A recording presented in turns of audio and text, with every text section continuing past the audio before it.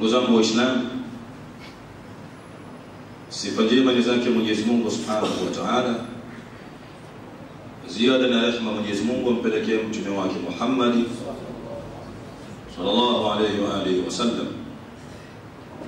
Nakuhusieni waja wa Allah pia nami na yusia nafsi yangu juu ya kumwogopa na kumcha Mwenyezi Mungu Subhanahu wa Ta'ala. Tukiwa leo ndani ya Ijumaa ya mwisho ya mwezi mtukufu wa Shaaban, zimebakia ni siku chache tutaingia ndani ya mwezi mtukufu wa Ramadhan. Kusema Allahumma ballighna ila Ramadhan ya Rabbal alamin.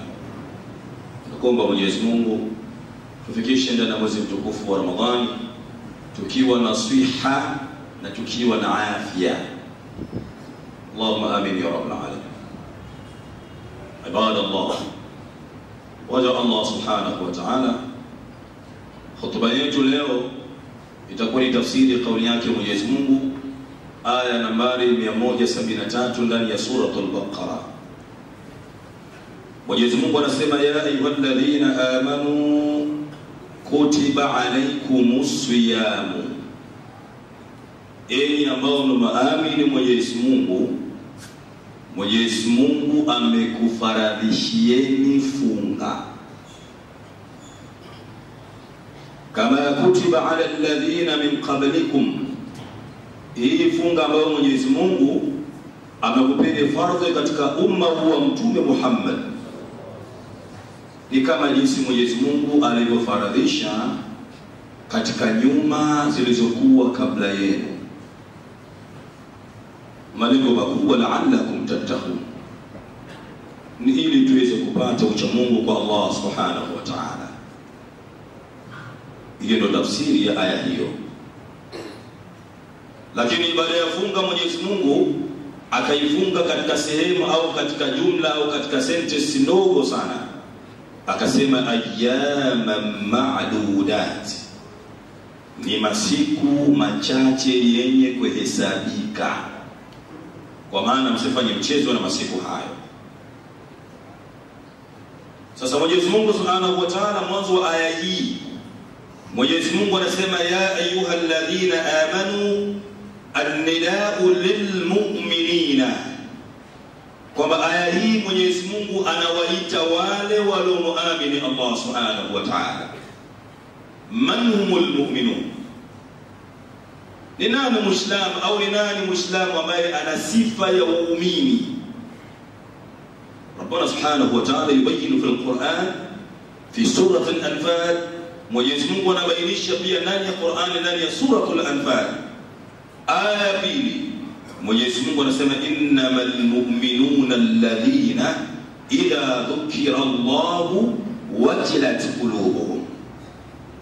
Hakika si vinginevyo ndugu zangu Waislamu, waumini wa kweli ni wale ambao anapotajwa Mwenyezi Mungu mbele yao, wajilat qulubuhum, kwanza nyoyo zao zinashikwa na uoga. Anayetajwa ni Mwenyezi Mungu Subhanahu wa Ta'ala, ambaye Mwenyezi Mungu ana dhamana ya maisha yako. Mwenyezi Mungu ana dhamana ya riziki yako. Mwenyezi Mungu ana dhamana ya afya yako. Mwenyezi Mungu ana dhamana ya kila jambo lako lipo kwake Mwenyezi Mungu Subhanahu wa Ta'ala.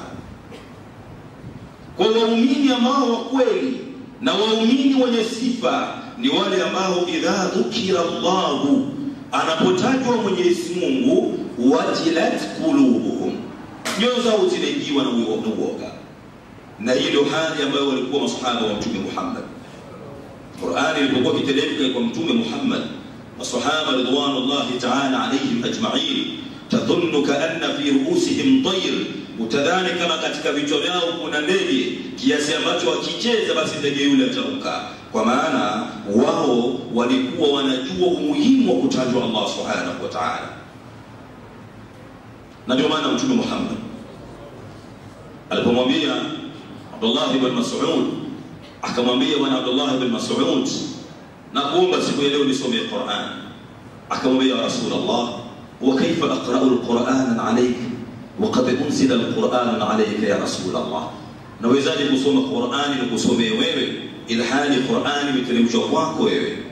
Abdullah ibn Mas'ud akamsomea Mtume aya ile, fakaifa idha ji'na min kulli ummatin bi shahid wa ji'na bika ala haula'i shahida. Vipi utakapoletwa kila umma siku hiyo kiyama, umma huo utakuja na shahidi, na pia wewe Mtume Muhammad uje kuwa ni shahidi wa nyuma zote. Fabaka Rasulullah, Mtume Muhammad akalia kutokamana na uoga, kwa sababu haya ni maneno yake Allah subhanahu wa ta'ala.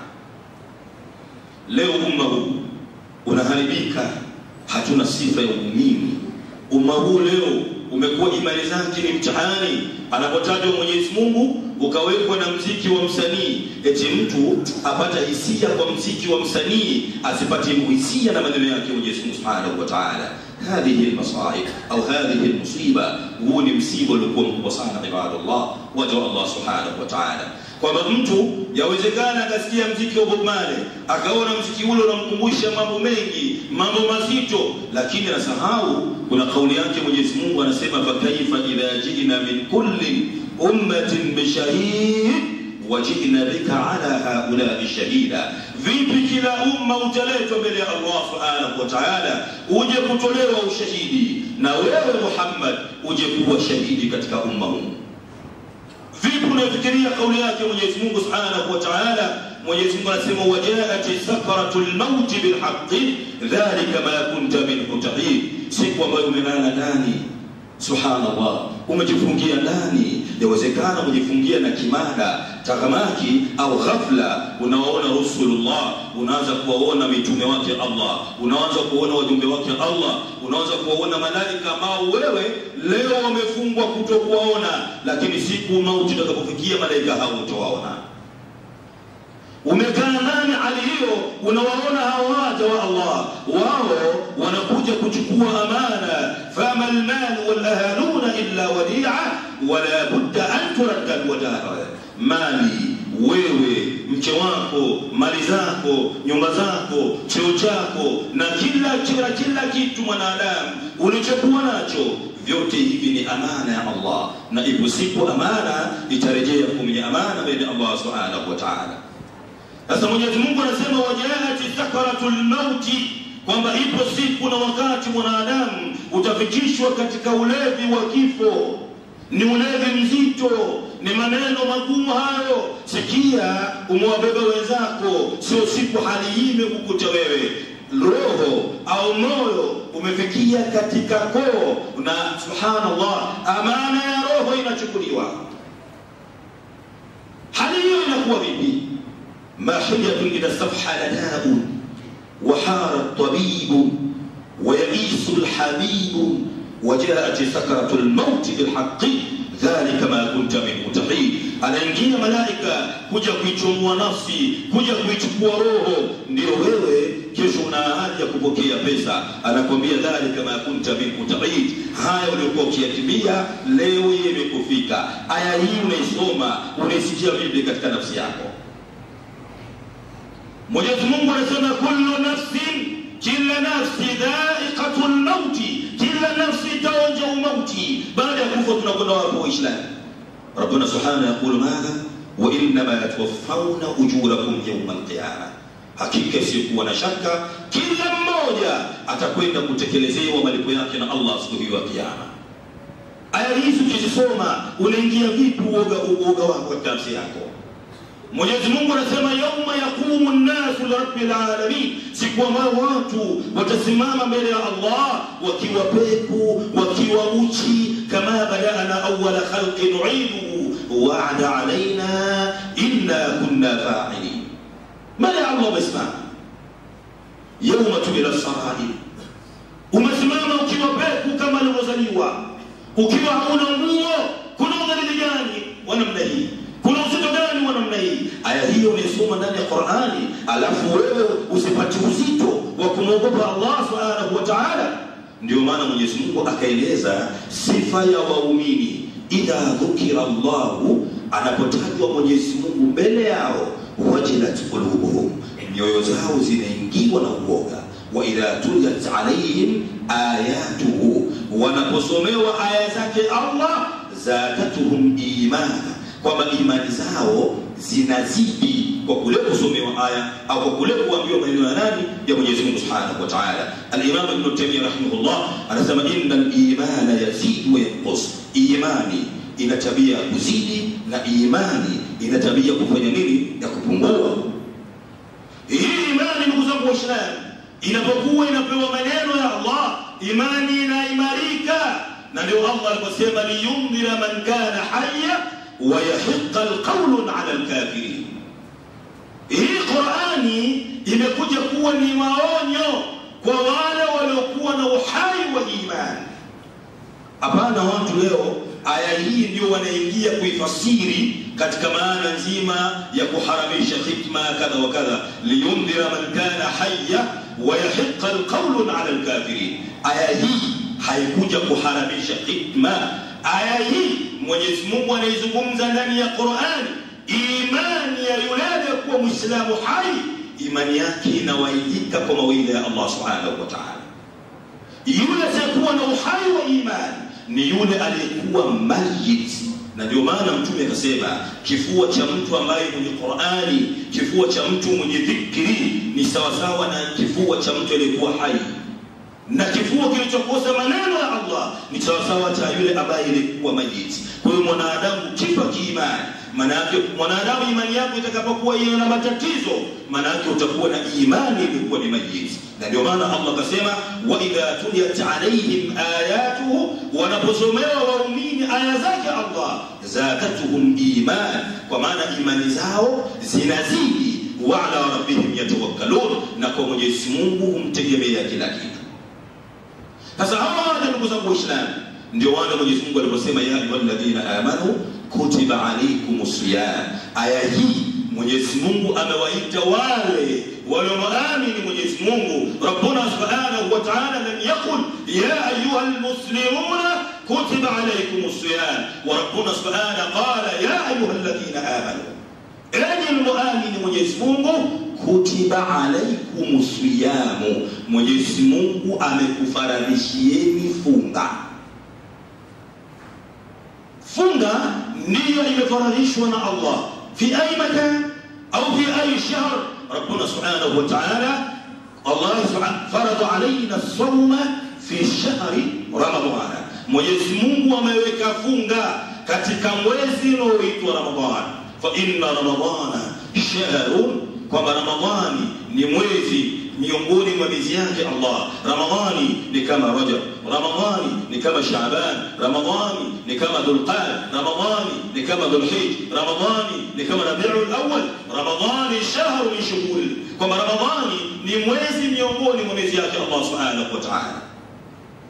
Walakin hadha shahr Ramadan ikhtara Allah Subhanahu wa Ta'ala, Mwenyezi Mungu amechagua mwezi mtukufu wa Ramadhan, waja'ala fiha sawman, ay waja'ala fiha ibadatan mustaqim. Ndani yemo Mwenyezi Mungu akaweka ibada iliyokuwa nzito, ibada iliyokuwa ngumu, ibada iliyokuwa yenye malipo makubwa sana mbele ya Allah Subhanahu wa Ta'ala.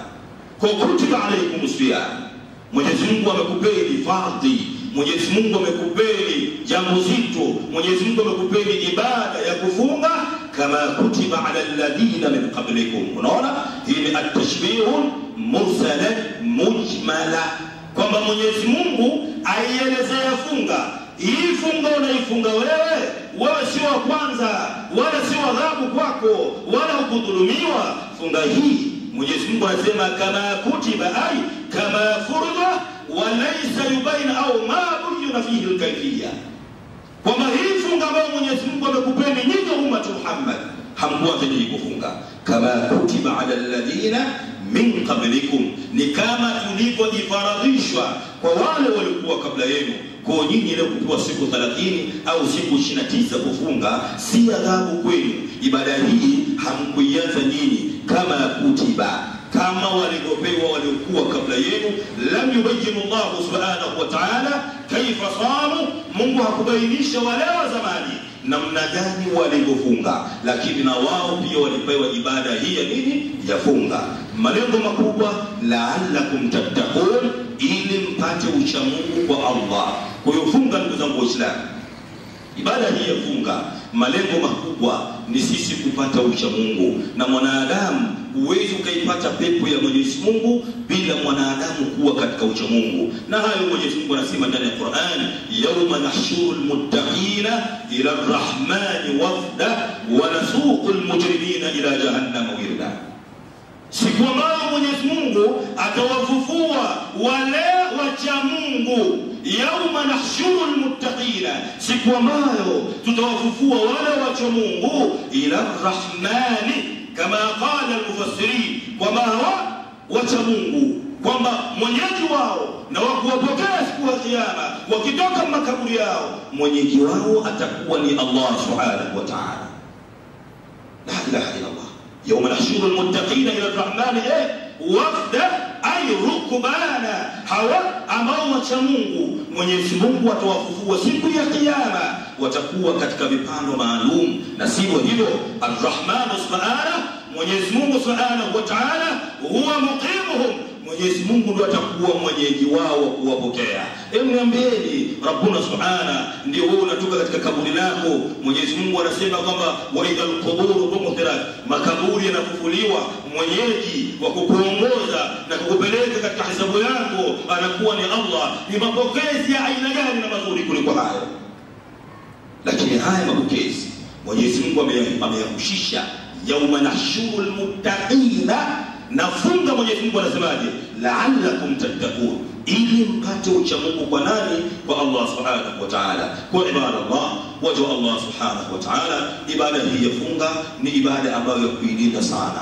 Kwanza kuipata ni bahati iliyo kubwa. Wa kam minan nasi, wangapi katika watu walitamania funga hii waipate, lakini leo hawakuipata.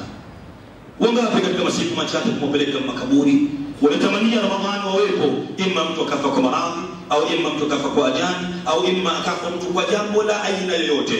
Kwa Ramadhani ipo mbele yetu kuanzia leo na mpaka kuifikia Ramadhani.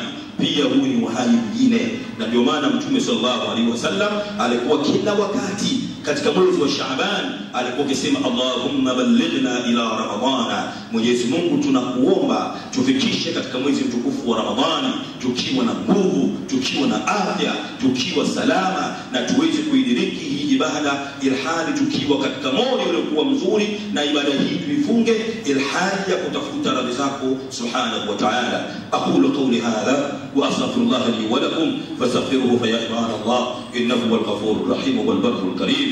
Ud'ullaha wa antum muqinuna bil ijaba. Mwenyezi Mungu subhanahu wa ta'ala ibada ya funga imekusanya katika neno moja tu, ni ayyaman ma'dudat, ni masiku yenye kuhesabika kuanzia tarehe 1 mpaka 29 au 30. Masiku haya kwa sababu yanahesabika ni masiku ambayo lazima tuyapatie faida. Kila chochote ndani ya mwezi mtukufu wa Ramadhani ukikifanya ni ibada kwako. Ukisoma Qur'ani malipo yako utayakuta mbele ya Allah subhanahu wa ta'ala. Katika vitu ambavyo mbele ya Mwenyezi Mungu vitakuja kumtetea mja baada ya utetezi mkubwa wa Mtume Muhammad ni ibada ya funga na ibada ya Qur'an. As-sawm wal Qur'an yashfi'an li sahibihi yawm al-qiyamah.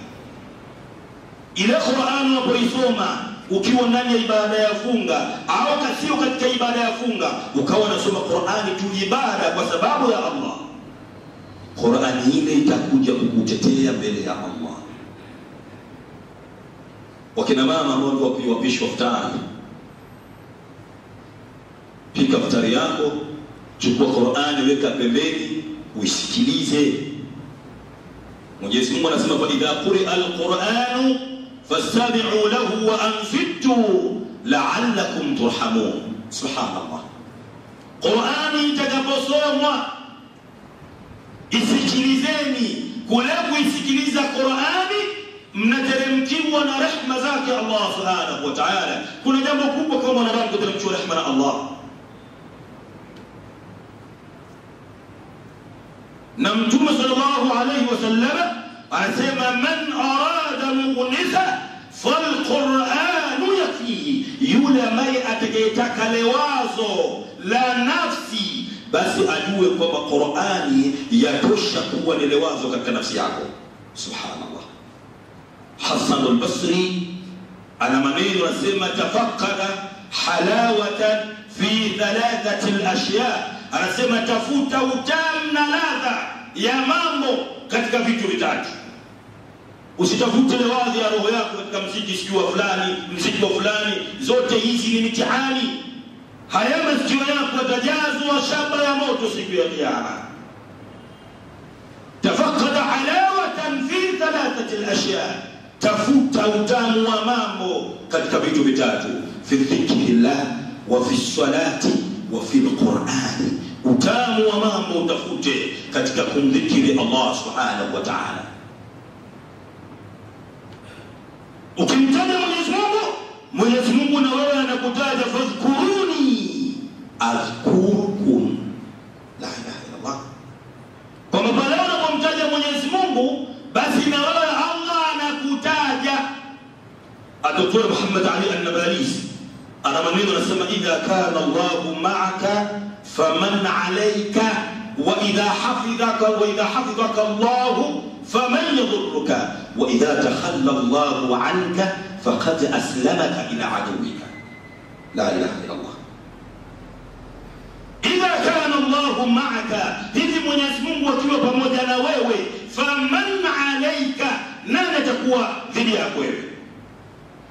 إن الله سبحانه وتعالى إذا كان معك فمن عليك، وبالعكس ماذا؟ إذا كان الله عليك فمن معك. Hivi Mungu akiwa pamoja na wewe, nani atakuwa dhidi yako? Au Allah akiwa dhidi yako wewe, nani atakuwa pamoja na wewe?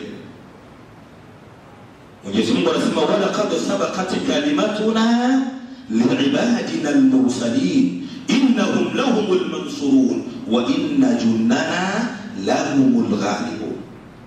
Jeshi la Mwenyezi Mungu ndio lenye ushindi. Ukiwa na Allah ndio kila kitu, ibadallah.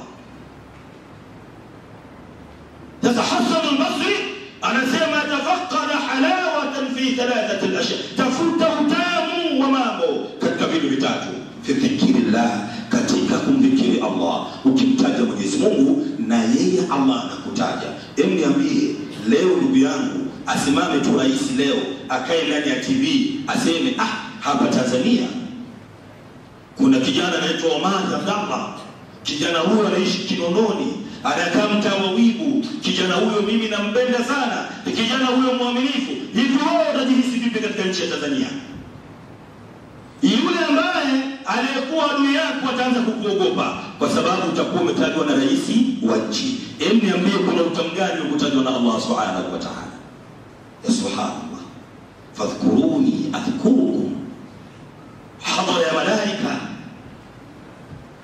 wenye kubeba arshi ya Allah, watara almalaikata hafina min hawli al-arsh yusabbihuna bihamdi, kwamba wao malaika wamezunguka arshi ya Allah wakimsabihi Allah. Sasa Allah akiwa na malaika wake anataja duniani hapo kuna mja wangu mtoto wa fulani ibn fulani ananitaja mimi, basi na mimi namtaja kwa khairi. Kuna furaha na utamu kama huo ya baada Allah.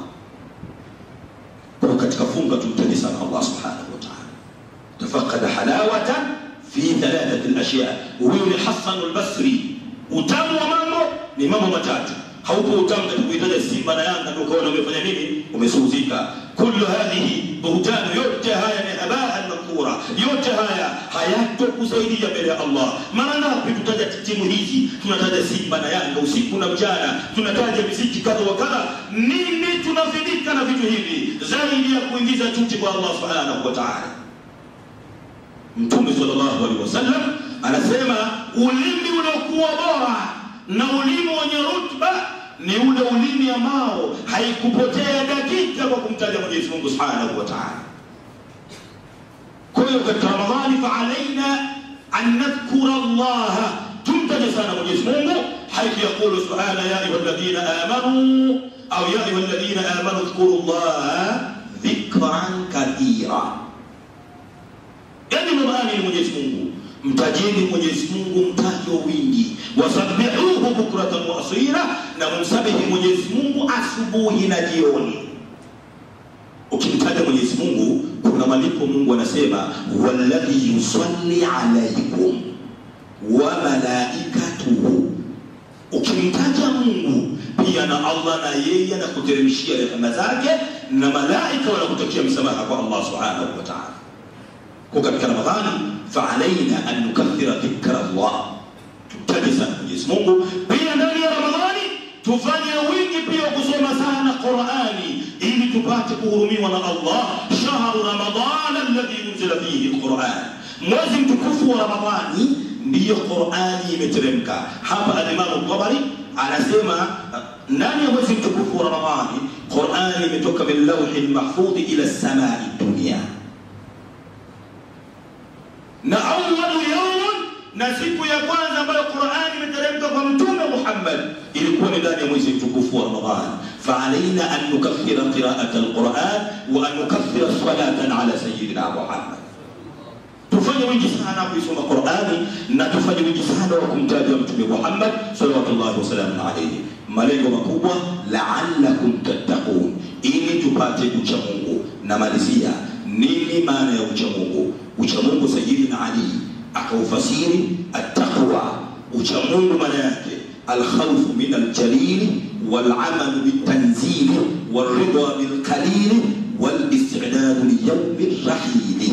Ndio maana ucha Mungu ni kumhofu Mwenyezi Mungu Subhanahu wa Ta'ala. Kichache Mungu alichokupa ridhika nacho. Mungu amekupa futari ndogo 10,000 kwa siku, sema alhamdulillah. Usikaishi kupiga mzinga kwa huyu kadha wa kadha kadha wa kadha. Ile futari ndogo Mungu amekupa mwezi wa Ramadhani, ridha bil qalil, kile kichache ridhika nacho. Cha Mungu wal istidad li yawm ar-rahil, na kujiandaa siku ambayo utaondoka duniani. Wal amal bitanzil, ucha Mungu pia ni kuifanyia kazi Qur'an. Huyu ni Sayyidina Ali. Abdullah ibn Abbas wa Abdullah ibn Mas'ud, huyu sahaba wa Mtume, anasema nini maana ucha Mungu? Anasema an yutaa Allah fala ya'si wa an yadhkura fala yansa wa an yashkura fala yakfur. Ucha Mungu maana yake ni wewe, jambo la kwanza ni kumtaja sana Mwenyezi Mungu na kumshukuru Allah, na vile vile kuishi katika toa yake Allah Subhanahu wa Ta'ala. Hii ndio maana ya nini ya ucha Mungu. Wewe ukiwa mcha Mungu, Mwenyezi Mungu anasema wal aqibatu lilmuttaqin, na mwisho wa kila jambo ni yule amchaye Allah ndiye ambaye ataondoka na mwisho mzuri hapa duniani. Kwa ibadallah, anna Allah Subhanahu wa Ta'ala dhalla alayna ash-shahr Ramadan. Mwenyezi Mungu amekuletea mwezi mtukufu wa Ramadhan. Na Hasan al-Basri anasema inna Allah Subhanahu wa Ta'ala ja'ala sawman fi shahr Ramadan. Mwenyezi Mungu ameweka funga ndani ya mwezi mtukufu wa Ramadhani. Kwa nini Mwenyezi Mungu ameweka funga ndani ya mwezi mtukufu wa Ramadhani? Ittiraqu ibadillah, ni kushindana nyinyi watu wa Allah ila maradatillah, kwenda kutafuta radhi zake Mwenyezi Mungu. Wewe mwanadamu katika maisha yako yote fanya kama Allah hajakuridhia, ni sawa sawa na bure. Tutafute radhi za Allah. Tukipata Ramadhani tuhesabu labda mimi na wewe iwe ni kama Ramadhani yetu ya mwisho, kwamba hatutoidiriki Ramadhani nyingine isipokuwa ni kwa uwezo wake Allah. Wa kam min sahihi mata min ghairi ilmi, wangapi wenye afya wamekufa, wangapi wenye afya wamekufa bila maradhi. Wa kam min saqim aasha hin min ad-dahr, wangapi unawajua wewe wao wenye maradhi mpaka leo wapo vitandani, wale vijana wazima mashubabu leo wamelala katika hali kama hii ya joto, wamelala chini ya makaburi. Ndio makosa ya Mwenyezi Mungu. Kwa fursa hizi ukipata, au fursa hii ukipata, ifanyie kazi ili upate radhi za Allah Subhanahu wa Ta'ala. Inna Allaha malaikatahu yusalluna 'ala an-nabi ya ayyuhalladhina amanu sallu 'alayhi wa sallimu taslima. اللهم صل على محمد وعلى ال محمد كما صليت على ابراهيم وعلى ال ابراهيم، وبارك على محمد وعلى ال محمد كما باركت على ابراهيم وعلى ال ابراهيم في العالمين انك حميد مجيد. وارض اللهم عن الصحابه الجليل منهم سيدنا ابا بكر الصديق وسيدنا عمر بن الخطاب وسيدنا عثمان بن عفان وسيدنا علي بن ابي طالب وعلى سائر صحابه نبينا محمد صلى الله عليه وسلم عليهم اجمعين. اللهم ربنا تقبل منا انك انت السميع العليم، وتب علينا يا مولانا انك انت التواب الرحيم. ربنا ظلمنا انفسنا وان لم تغفر لنا وترحمنا لنكونن من الخاسرين. اللهم انصر اخواننا في فلسطين، اللهم انصر اخواننا في فلسطين.